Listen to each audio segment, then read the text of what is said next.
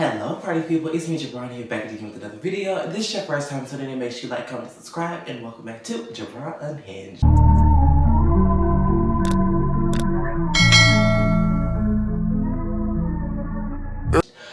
Alright y'all, so we got a lot to talk about this week. So when I first started doing research for the show this week, the stories got a little bit boring until I got a notification from Chronicle Speaks and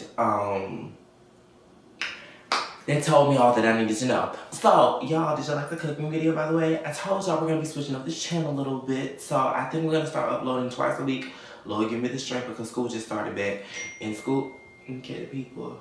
So, when I first started doing research for this, the show this week, because, fun fact, I tape every Saturday. I never tape, like, when you see this video, like, some information could have already come out about what I was talking about. But you know, stuff's always changing and always evolving. So, first things first that I want to talk about, it really was a scheme that Todd set up for him to come to us with the bullshit. Okay, if you don't know what I'm talking about, then I gotta run you down real quick, alright? So, if you don't know by now, Kandi Burruss is currently divorcing her husband of, I think, of like 12 years, I'm gonna say. I think they got married in like 2014. Todd Tucker. I think she was citing irreconcilable differences or whatever, but that's what we're here to talk about. What I'm here to talk about is, Todd, Mama Joyce was right about you all along. You know what? She said, ain't no river high enough, ain't no ocean deep enough, ain't no desert high enough to keep you off her, baby. What you getting out of it? Cause let me tell you, ain't no river high enough, ain't no ocean deep enough, ain't desert hot enough to keep me off your ass, baby. And she was on your tail for over a decade. And Mama Joyce was right. Bertha was right because she always knew that it was a scheme that Todd set up for him to come to us with the bush.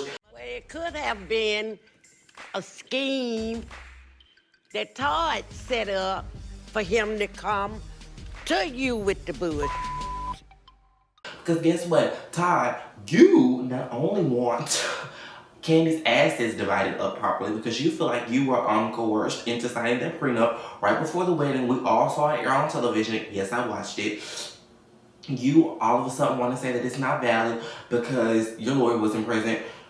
You knew what was about to happen. You had a whole string of TV cameras around you, and the lady had her own taping. You knew what was happening. You knew Kandi was not walking down that aisle without an ironclad prenup because of stuff like this. Okay, I'm getting beside myself. So get this. So Kandi has filed for divorce. And currently, in her current petition, she says that everything that Todd is trying to claim and portray is not accurate. Now, I was just watching old Housewives episodes, right? Kandi was claiming that he was paying the household bills in the house, whatever. Well, according to her court documents, that is no longer true. Todd, or Marvin, or whatever, you know, Portia called you Marvin, whatever your name is, you're pretty much a scrub. You pay no household bills, you don't take care of your kids, and you pretty much do whatever you want to do. If she wanted a vanity husband, she could have got a lavender marriage and someone who was far more attractive and taller than you. But no, she really was in love with you, and she really wanted to ride or die for you. But see, this is what happens when you are not equally yoked with somebody, alright? Because now Todd is trying to come at her with everything but the kitchen sink. He wants some of that Kandi money. He wants primary, oh my God. Okay, he wants primary custody of the children and all of the above. Todd, Mama Joyce said you New York folk was slick. And I didn't want to believe her. But everybody owes Mama Joyce an apology because Mama Joyce saw this avalanche coming from a mile away. She was trying to look out for her daughter who is young and kind of naive. She wanted love. She thought that she finally got the fairy tale ending. The house that she paid for in cash. And she found her this man and they had these kids. But I guess Todd viewed the kids as clearly as a payday because he wants child support. Which... And apparently, Kandi wanted the kids with her over the break because, you know, she's in New York performing in Broadway or whatever. She really is trying to get her EGOT, which I really hope she gets her EGOT. She deserves it. You tried to interfere with that, and it's like, Todd, sit your short leprechaun behind down and let that lady have what she wants. You clearly aren't all that you claim to be. Everything that you've had in the last decade, she helped you get. She claims that in her court documents that you have enough money to support the kids because you are an entrepreneur, which Todd, okay, besides spending Candy's money, what have you entrepreneured? The restaurants, that was Candy's money and Candy's child. Well, that's partially your child, but the main restaurant is her mother and her aunts. And then Blaze, that's her daughter. Well, it's your child. But then Blaze closed down. But anyway, Todd, I really don't know. You enhanced her, but by no means did you make or break her. Do I think you should get something? No, I feel like you knew what you came into. You knew what you were signing up for. The prenup needs to be ironclad and it needs to be solidly enforced. You were not coerced. You were not scared. You tried to get Randy Counselor, Nene Leakes lawyer to look over it, and you pretty much said, screw it, I'm in love with the girl and I want to get married.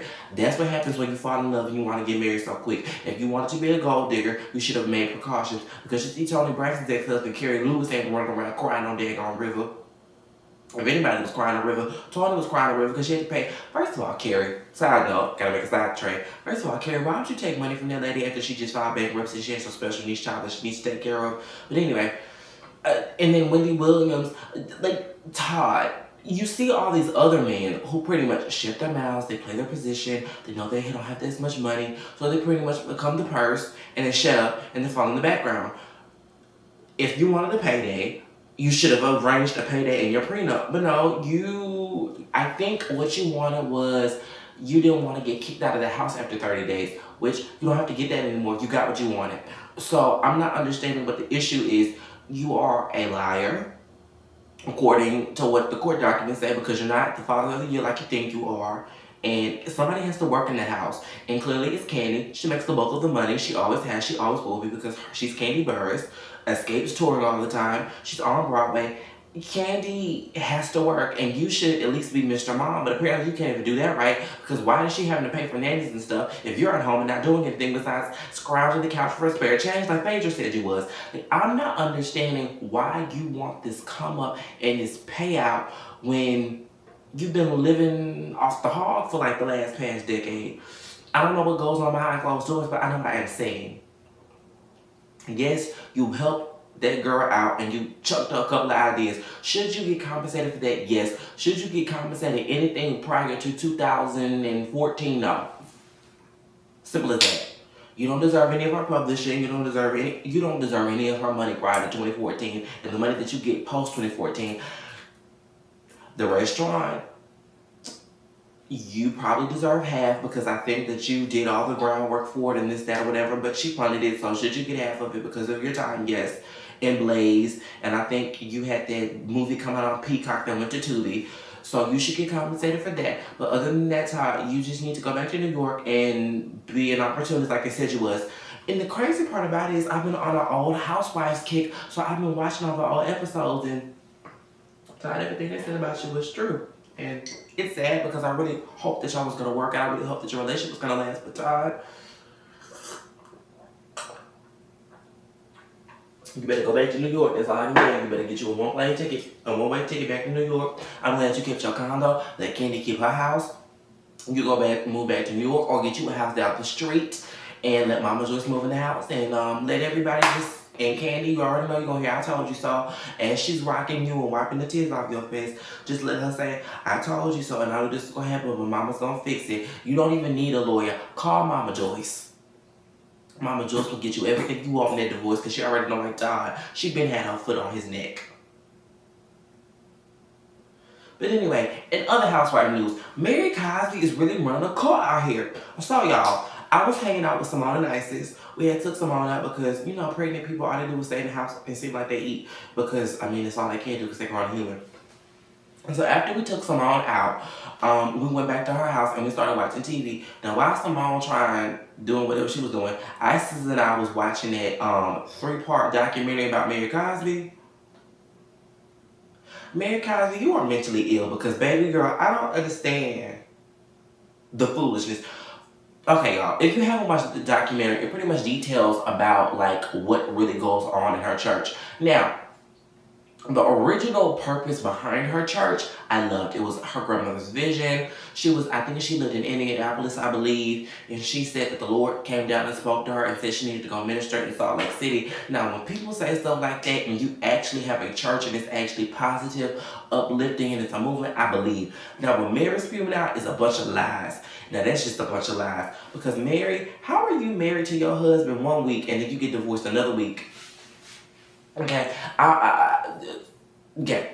So apparently, so get this. So if you don't know who Mary Cosby is on like the other housewife show that I don't watch called Salt Lake City, because I tried to watch it and I started cleaning and I got bored, and so it just became background noise. So I never picked up the remote and watched it again. But Mary was always like the quirky, funny black lady, I guess, but everybody was confused on how she got her millions. Well, apparently Mary's pretty much a scammer. Because here's what happened. So her grandmother passed away. Keep in mind, Mary was married to another man, and she started spending time with Robert, and then all of a sudden she got a BMW, and then they were getting married. So she had to divorce her husband, which, keep in mind, in her church is frowned upon. Oh, I'm forgetting the most important detail. Mary was actually exiled from the church. Okay. Her grandmother was like, my granddaughter needs help. She needs to go ahead and pretty much be worldly, and then when she's ready to come back, we'll be here to accept her with open arms. Now, her grandmother actually liked her husband. Now, and her grandfather, I might add, is not really her grandfather, but he's the only grandfather she's ever known, because they have a 20-year age gap. Because I think he was married, when he got married to her grandmother, he was 20 years old. Now, the lie that Mary has been running around saying for years that her grandmother left pretty much everything and her name is all a bunch of cockamamie lies. Because why would she leave all of her stuff to her granddaughter and make her husband marry her granddaughter when she has daughters?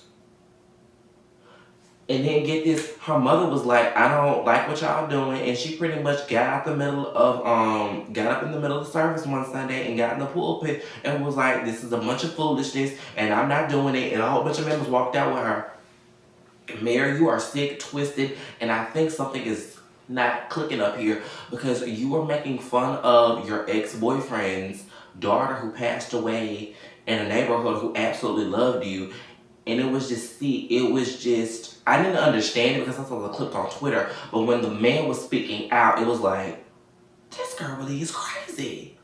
Like, and then her poor son is having all those problems, and God bless his soul, which ain't no telling what Mary's dealing with, but it's like, this girl really is sick. And then they have like these heave offerings where they need money all the time, and they need to collect $100,000. People have taking out second mortgages on their home, and then to add insult to injury, not insult to injury, but add to more foolishness, Mary was having an affair with one of her church members who's no longer here with us.